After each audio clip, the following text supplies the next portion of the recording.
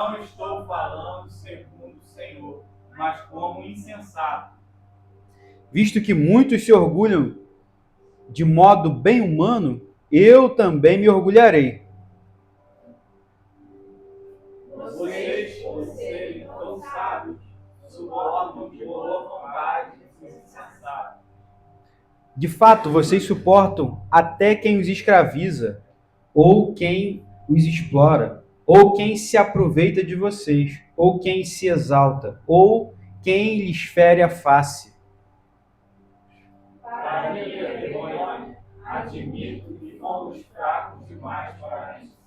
Naquilo que todos os outros se atrevem a gloriar-se. Falo como sensato, eu também aprendo. São eles hebreus? Eu também sou. São eles israelitas? Eu também sou. São descendentes de Abraão? Eu também. São eles servos de Cristo? Eu ainda mais. Devo estar fora de mim para falar desta maneira. Mas trabalhei muito mais. Fui encarcerado mais vezes. Fui açoitado mais severamente e exposto à morte repetidas vezes. 5 vezes recebi dos judeus 40 açoites menos um. 3 vezes fui golpeado por varas. 1 vez apedrejado. 3 vezes sofri naufrágio. Passei 1 noite e 1 dia com o náufrago em alto mar. Estive continuamente viajando de uma parte a outra, enfrentando perigos nos rios, perigos de assaltantes, perigos entre os meus compatriotas, perigos entre gentios, perigos na cidade, perigos no deserto, perigos no mar e perigos entre os falsos irmãos. Trabalhei arduamente. Muitas vezes fiquei sem medo. Passei fome e sede. E muitas vezes fiquei em jejum. Suportei frio e nudez. Além disso, enfrento diariamente uma pressão interior, preocupando-me com todas as igrejas. Quem está fraco, quem eu não me sinta fraco, quem induzido ao pecado, quem eu não me queime por dentro. Se devo me orgulhar, que seja nas coisas que mostram a minha fraqueza.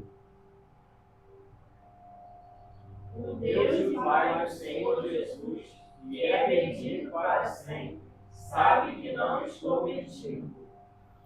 Em Damasco, o governador, nomeado pelo rei Aretas, ordenou que se vigiasse a cidade para me prender. Contudo, por uma janela no muro, fui encaixado em um cesto e escapei das mãos dele. Amém. A gente até aí. Último versículo. Então, a gente, continuando aqui, Paulo, depois de expor, né, os falsos apóstolos, Paulo agora faz algo incomum mais uma vez, né? Gloriar-se.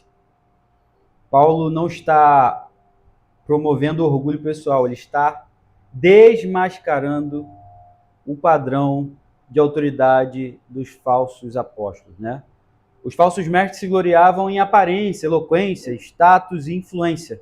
Paulo mostra que o verdadeiro ministro se evidencia pelo sofrimento por Cristo, né? Como até já foi citado aqui hoje, Pedro nos fala que nós estamos vivendo as marcas de Cristo. E o verdadeiro apóstolo Paulo diz que vive as marcas de Cristo nele do sofrimento. O verdadeiro servo de Jesus vive as marcas de Cristo, em outras palavras dizendo, né? Matthew Henry diz que Paulo usa aqui uma ironia santa, e a gente vai entender por quê. Paulo é forçado a falar assim por causa do engano dos coríntios. E a gente vai ver como Paulo vai tratar esse assunto aqui. E aí, para poder adiantar, que são bastante versículos, eu vou ler do 16 ao 18, tá? São 3 versículos, eu vou ler novamente, e aí a gente vai discorrendo cada um deles aí. volta a dizer, ninguém me considera insensato, mas se vocês assim me consideram, recebam-me como receberiam um insensato, a fim de que eu me orgulhe um pouco. Ao ostentar esse orgulho, não estou falando segundo o Senhor, mas como insensato, visto que muitos se orgulham de modo bem humano, eu também me orgulharei. Então, Paulo começa a dizer aí, já que eles estão aceitando os insensatos, já que eles começam a aceitar, né, as palavras dos insensatos, então ele vai falar como insensato, para que eles pudessem aceitar as palavras dele, entender, melhor dizendo, entender as palavras dele. Vocês entendem bem, vocês aceitam bem os insensatos, então eu vou falar como um deles, para vocês entenderem o que eu estou querendo falar com vocês. Então, Paulo fala dessa maneira, mas uma maneira de chamar a atenção, com uma maneira de alerta também, né? Segundo o Champlin, ele adota o método dos falsos mestres para expor o que estava acontecendo. William Barker afirma que há aqui um tom de sarcasmo espiritual, né? Então, cuidado para a gente não avaliar as coisas espirituais com o padrão humano, né? A gente viu isso no versículo 18. Ó. Visto que muitos se orgulham de modo bem humano, eu me orgulharei. Então vou me orgulhar nas coisas que alguns se orgulham, vou me orgulhar também em coisas humanas. Já que tem alguns se orgulhando com a aparência, com a bela maneira de falar, a bela filosofia, né, no jeito de falar, vou me orgulhar em coisas humanas também, para ver se assim vocês prestam atenção no que eu estou falando, para ver se assim vocês entendem. Mas aí a gente tem que tomar muito cuidado com isso. Paulo, em outras palavras, está querendo dizer, cuidado com as palavras bonitas, mas que não tem verdade nenhuma. Cuidado com as coisas fantasiosas, mas que não tem verdade nenhuma. Cuidado com as coisas que parecem boas intenções, com as coisas que parecem piedade, mas não são. O seu fundo não é para coisas boas, não é para a pregação do evangelho, não é para alcançar o objetivo de Cristo, mas sim se estabelecer. Cuidado com esses falsos mestres aí. É nada diferente de hoje em dia. Eles vêm com palavras bonitas, belas, né? E no fim das contas não tem nenhuma verdade naquilo, né? Inclusive, tempos atrás eu li uma frase, eu não vou lembrar da frase, mas de uma pessoa que eu conheço e escreveu lá, né? Aí não botou o autor embaixo, quem escreveu a frase, uma frase bem assim complicada para entender, mas bonita, né? E aí algumas pessoas, poxa, deixa eu ser o seu discípulo, poxa, me mentoreia, as pessoas escrevendo embaixo, né? E aí eu falei, pô, essa frase aí não foi ele que construiu essa frase. Essa frase tá muito... Aí eu joguei lá, de quem é a frase, tal. Aí apareceu o autor lá, né? E a pessoa nem botou a referência do autor. E aí...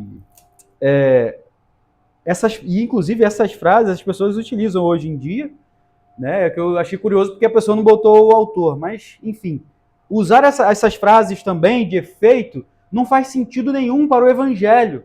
Várias frases de efeito que as pessoas usam hoje em dia não tem nada a ver com o evangelho, tem a ver com outra coisa.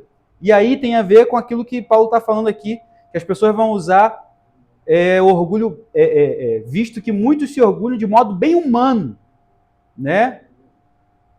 E aí Paulo parece que vai entrar nessa maneira, nessa linguagem para poder falar com eles também, né? Vou me orgulhar, vou ser insensato, vou ser louco, igual esse daí que vocês estão ouvindo, né? Então, tomem cuidado com isso. Não podemos julgar coisas espirituais com coisas humanas, né?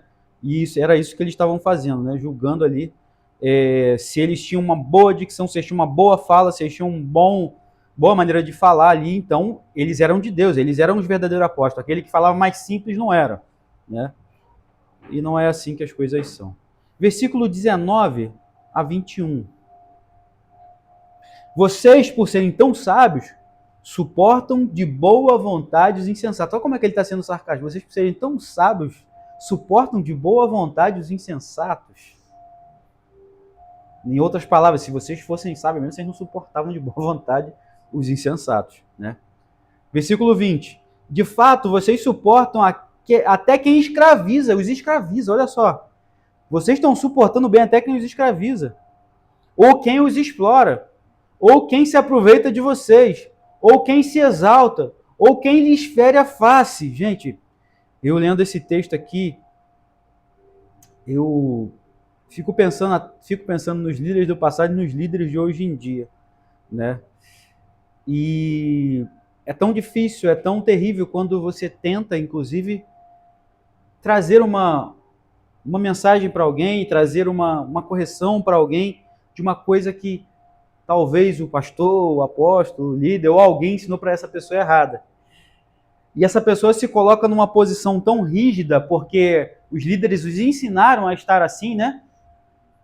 Que tudo que você tenta falar, a pessoa rejeita. Só que no fim das contas, na verdade, as pessoas vão rejeitar porque aprenderam assim, vão rejeitar a verdade porque aprenderam errado, né? Só que elas vão suportar, por outro lado, as pessoas escravizando ela. Vão suportar as pessoas explorando ela. Vão suportar as pessoas se aproveitando dela. Vão suportar as pessoas que estão se exaltando em vez de exaltar a Cristo. Vão suportar as pessoas que estão ferindo elas na face. Mas estão enrijecidas, estão endurecidas. Já é triste. É de se pensar que a gente tenta trazer isso, mas a gente entende também que as pessoas estão tão...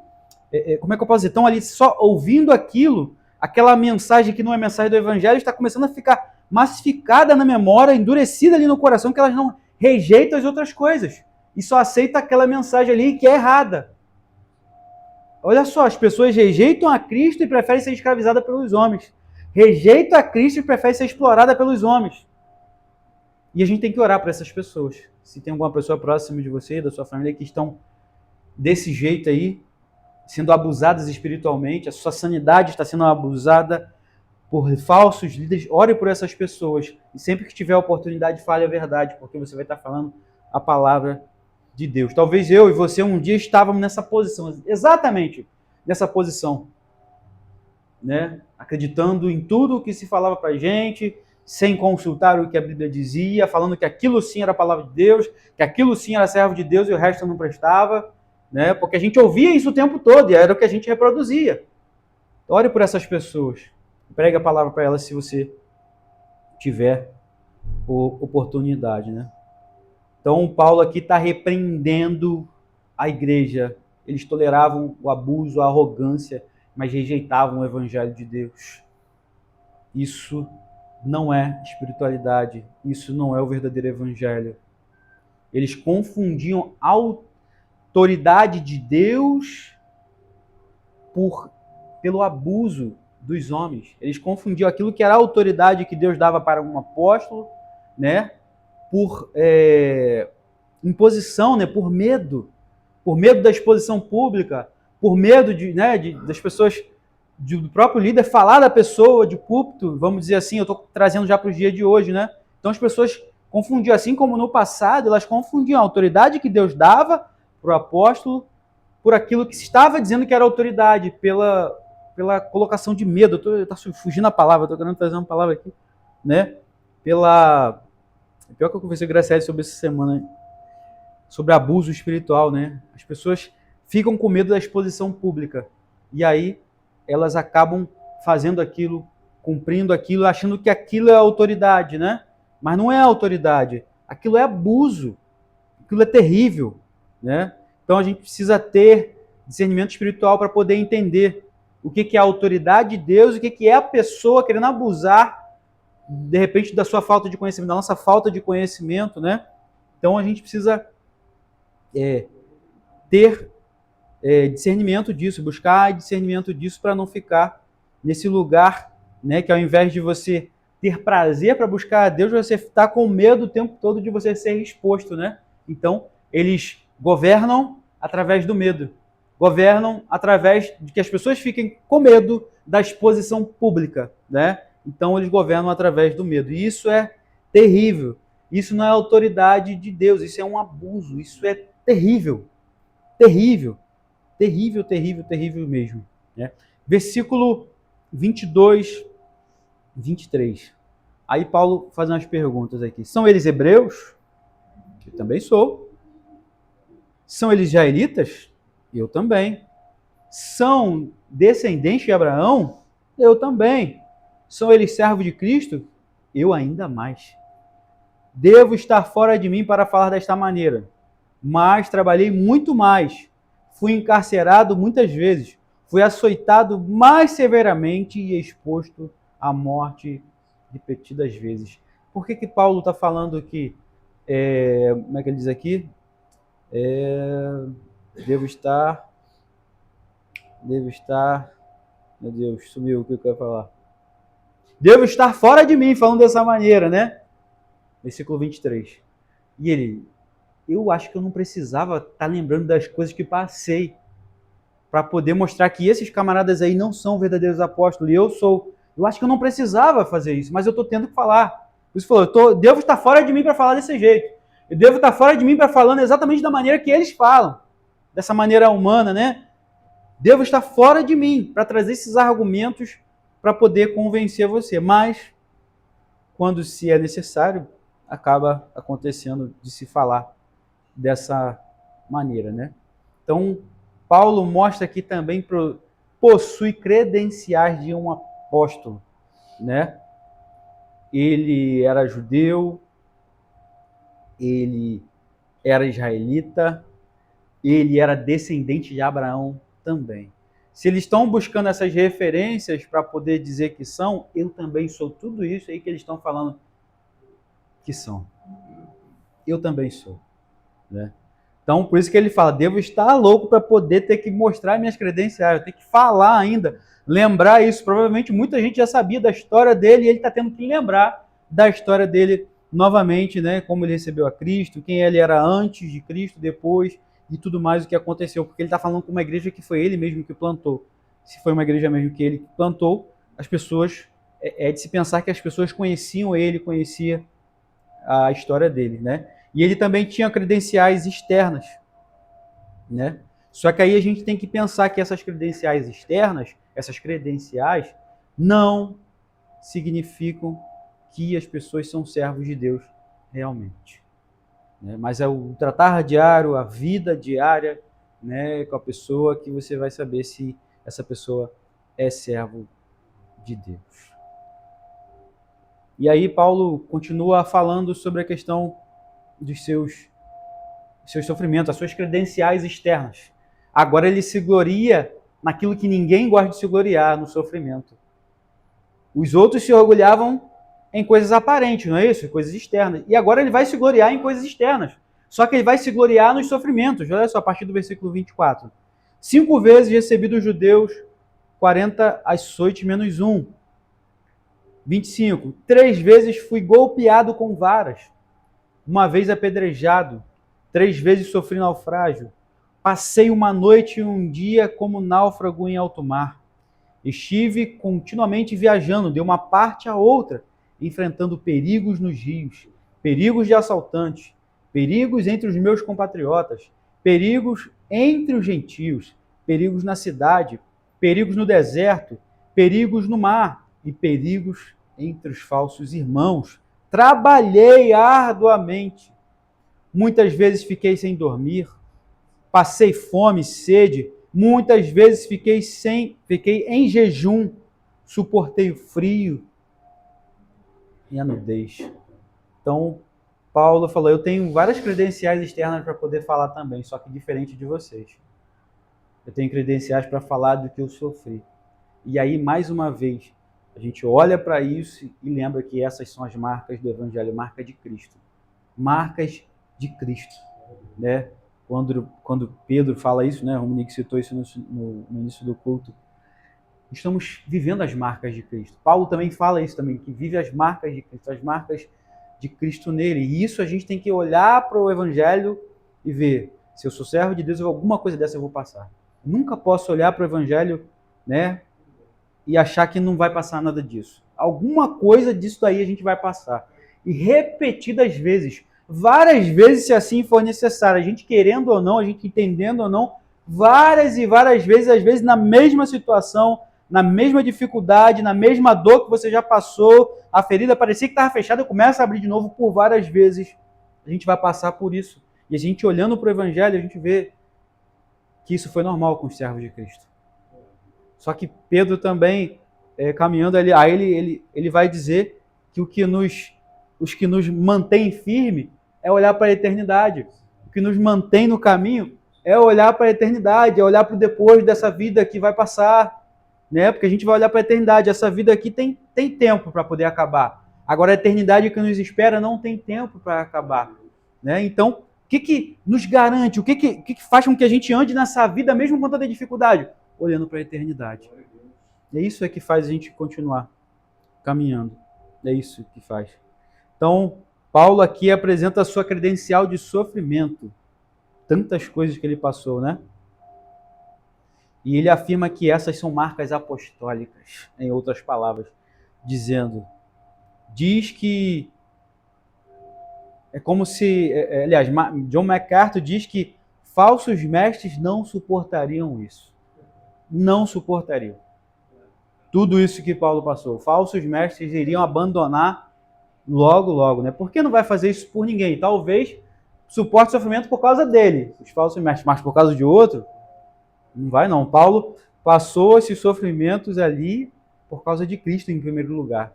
E para que a mensagem chegasse nos lugares onde precisavam chegar, ele passou todas essas coisas. Aquilo que ele considerava perda, agora é ganho, Paulo. E aquilo que antes ele considerava ganho, ele considera esterco. Aquilo que ele achava que era bom, que ele defendia, perseguindo a igreja, colocando os cristãos na prisão, agora ele considera esterco isso, né? E agora, aquilo que ele fazia os cristãos passar, é isso que ele considera ganho, ou seja, o sofrimento por amor a Jesus Cristo é ganho. É ganho, né? Essas são as marcas apostólicas de Paulo. Essas são, vamos dizer assim, as credenciais externas, as coisas que ele passou e o credenciava a ser um apóstolo. Os falsos mestres não suportariam nenhum desses sofrimentos, né? O William Barclay destaca que esse é o custo do ministério fiel apostólico, as marcas de Jesus Cristo.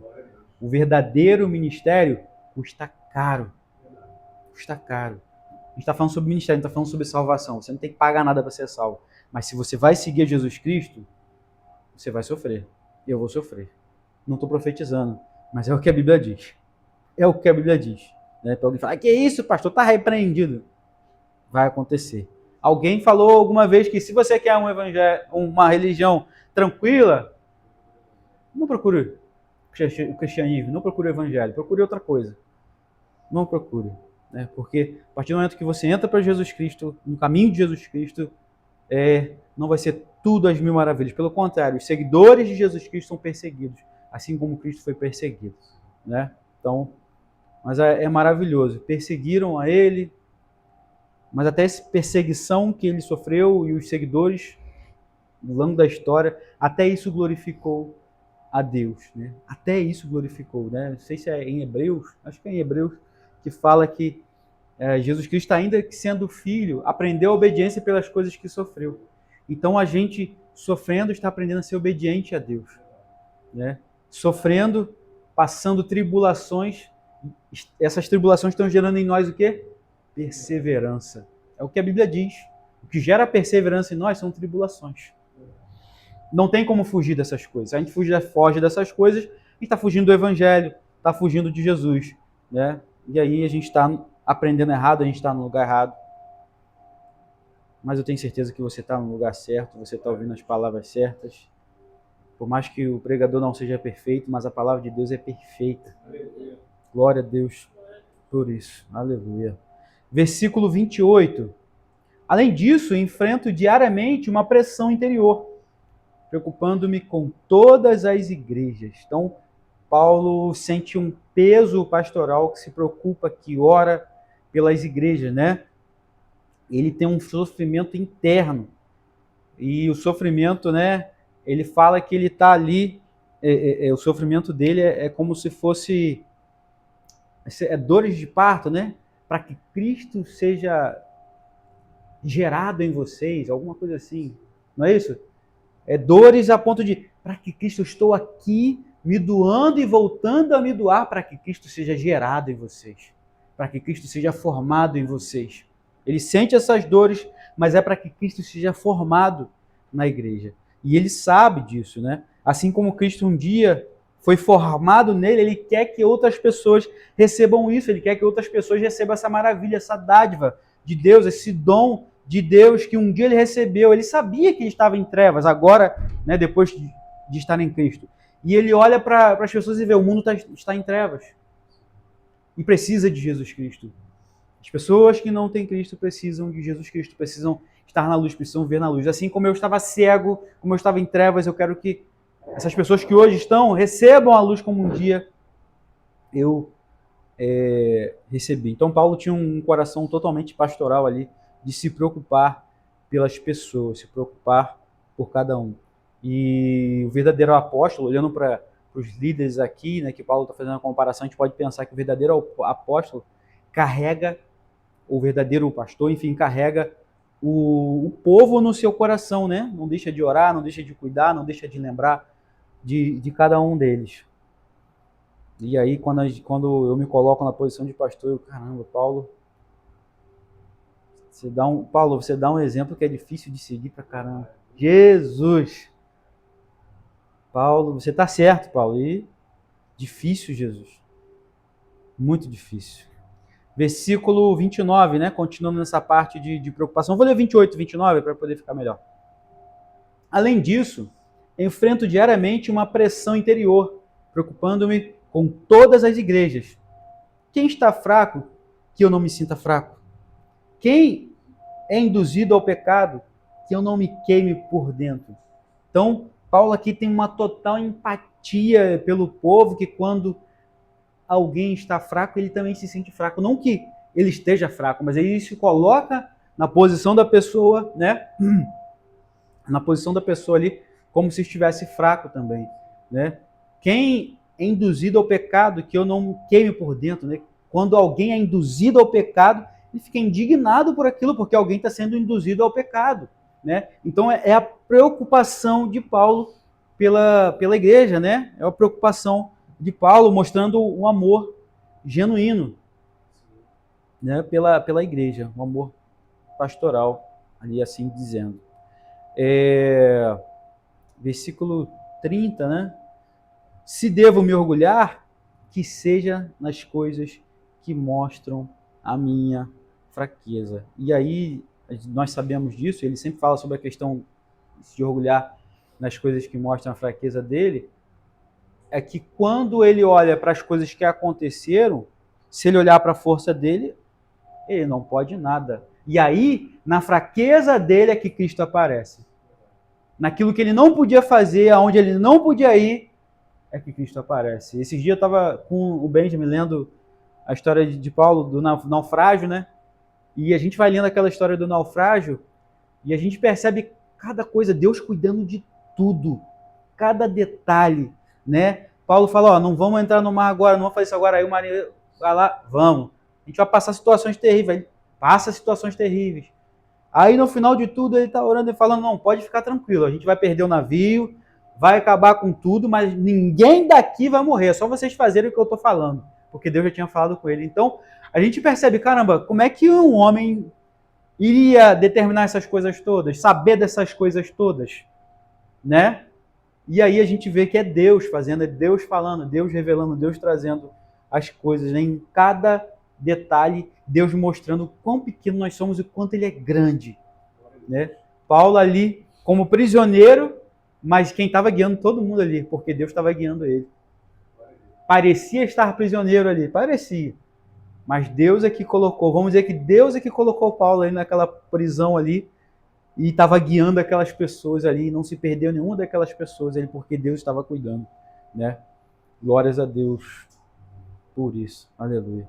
Deus usa a fraqueza do homem para mostrar o quanto ele é poderoso, quanto ele é grandioso. Versículo 31 ao 33. O Deus e Pai do nosso Senhor Jesus, que é bendito para sempre, sabe que não estou mentindo. 32. Em Damasco, o governador nomeado pelo rei Aretas ordenou que se vigiasse a cidade para me prender. Contudo, por uma janela no muro, fui baixado em um cesto e escapei das mãos dele. Então, Paulo continua falando das suas credenciais e ainda afirma: Deus sabe que eu não estou mentindo das coisas que eu passei, das coisas que eu estou falando, né? É o tipo de coisa, como ele falou, eu devo estar fora de mim tendo que falar essas coisas, mas eu estou tendo que falar que Deus é testemunha disso, que Deus sabe que eu não estou mentindo, porque vocês não estão acreditando, já que vocês gostam de ouvir uma mensagem dessa maneira, então eu estou falando do jeito que vocês gostam para vocês entenderem o que eu estou querendo dizer, né? Então, isso... E falar isso e ter que trazer essa referência, isso é um orgulho humano. Isso não é, de fato, o papel ou a intenção nossa, ou a atitude nossa que nós deveríamos fazer. Vamos dizer assim, se orgulhar nas coisas que nós fazemos, nas coisas que vemos. Nós não devemos nos orgulhar, mas fez-se necessário nesse momento. É interessante que Paulo fala que ele vai fazer isso, e faz. Vou fazer exatamente como vocês gostam de ouvir, como vocês estão gostando de ouvir, eu vou fazer, né? Ele não era o habitual dele fazer isso, não era o normal dele fazer isso. Ele fala que vai fazer, né, para mostrar como a igreja de Corinto estava recebendo a palavra e aceitando da maneira errada, né? Então ele faz um contraste ali com os falsos mestres, né? Então Deus usa a fraqueza para a sua glória, né? O verdadeiro ministério é marcado por sofrimento, fidelidade, amor e dependência de Deus. Matthew Henry afirma que o sofrimento autentica o ministério. Se Cristo sofreu, vamos sofrer também. De fato, isso vai acontecer. Não avalie os líderes pela aparência, pelo que eles têm, pela beleza nas suas falas ou pela maneira polida com que falam.